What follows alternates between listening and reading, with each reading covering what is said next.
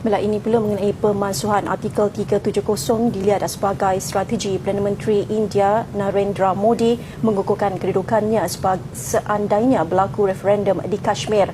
Pakistan mendakwa tindakan itu seolah-olah menyerupai acuan Israel menguasai Palestin dengan memansuhkan kuasa autonomi wilayah itu secara berperingkat-peringkat. Sekaligus meluaskan takluknya ke atas Kashmir yang menjadi rebutan selama lebih 70 tahun antara India dan Pakistan. Laporan Nadia Mohsin. Lukisan ini menggambarkan situasi di Kashmir dari sudut pandang kanak-kanak di negeri itu. Berdasarkan perkembangan terkini, keadaan lebih serius diramal menanti penduduknya. Sekaligus merampas kebahagiaan yang seharusnya dinikmati kanak-kanak di Kashmir, negeri yang disifatkan sebagai syurga kerana keindahan semula jadinya. Baik, wilayah Kashmir dikuasai 3 negara iaitu India, Pakistan dan China, dan seperti yang dapat dilihat di sini, India menguasai Jammu dan Kashmir iaitu 45% daripada wilayah itu. Sementara Pakistan pula menguasai 3 wilayah iaitu Azad Kashmir, Gilgit dan Baltistan iaitu 35% dari Kashmir. Sementara China pula menguasai 20% dari Kashmir iaitu di Aksai Chin. Secara keseluruhannya, 60% daripada populasi di Jammu dan Kashmir adalah Muslim, menjadikan Kashmir sebagai satu-satunya negara bahagian dengan majoriti Muslim di tengah populasi Hindu di India. Selama puluhan tahun, Jammu dan Kashmir dilindungi di bawah beberapa resolusi yang dikeluarkan Majlis Keselamatan Bangsa-Bangsa Bersatu PBB, termasuk Artikel 370, Artikel 35(a) dan Resolusi 126/1957. Artikel 370 Perlembagaan India membenarkan kedua-dua wilayah itu bebas mentadbir dalam semua hal, kecuali hal ehwal luar, pertahanan dan komunikasi. Another resolution which Resolution 126/1957, which asks India to refrain from any acts which aggravate the situation in Kashmir. Rather, they have asked India and as well as Pakistan to help to take the steps that will promote a solution in Kashmir.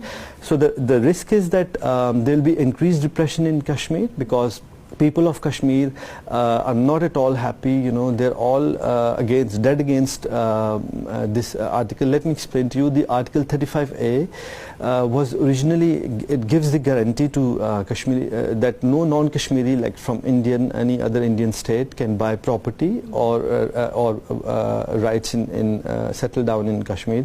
Pakistan mendakwa keputusan Modi ini tidak ubah seperti strategi yang digunakan Israel ke atas Palestin dengan mengubah demografi negeri majoriti penduduk beragama Islam itu, dan tujuan itu dicapai melalui paksaan dan tindakan kekerasan yang hanya akan membawa kemusnahan dan penderitaan rakyat di wilayah itu secara khususnya.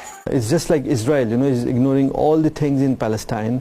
So end of the day, what option is left? What peaceful option is left? Modi wants to change the demography of Kashmir. He wants to bring in a lot of people from other states so that in case there is a referendum, in case there is a UN plebiscite, then the Kashmiris will be in a minority. Kashmir is an internationally recognized dispute. It is its final solution is yet to be found, and no change in the status of Kashmir can be allowed, and it's not legal. Under the international law, the final decision is through a referendum under the UN. Pakistan dijangka akan mencabar keputusan itu di Majlis Keselamatan PBB dan membawa perkara ini ke Mahkamah Antarabangsa. Modi menyifatkan keputusan itu sebagai permulaan era baru ke arah perkembangan pembangunan di Jammu dan Kashmir apabila pentadbiran diseragamkan dengan kerajaan New Delhi, selain usaha kerajaannya memerangi gerakan ekstremis yang didakwa disokong Pakistan. Namun situasi terkini di wilayah itu menunjukkan sebaliknya. Sistem telekomunikasi ditutup, hampir 500 individu termasuk pemimpin dan aktivis tempatan ditahan. 700,000 tentera India dikerahkan ke negeri itu. Tidak ubah seperti kisah yang pernah kita dengar berlaku di negara majoriti Islam, Palestin, Rakhine di Myanmar dan Xinjiang di China. PBB dalam satu laporannya sebelum ini mengecam India dan Pakistan atas pelanggaran hak asasi manusia di Kashmir. Islamabad turut dikritik kerana gagal bertindak sebaiknya dalam memerangi gerakan kumpulan bersenjata di negara itu. Persengketaan antara India dan Pakistan merebut Kashmir sudah berlarutan terlalu lama sehingga 7 dekad dan satu-satunya pihak yang menanggung kesan dari persengketaan ini adalah rakyatnya, terutama kanak-kanak di Kashmir. Laporan Nadia Mohsin.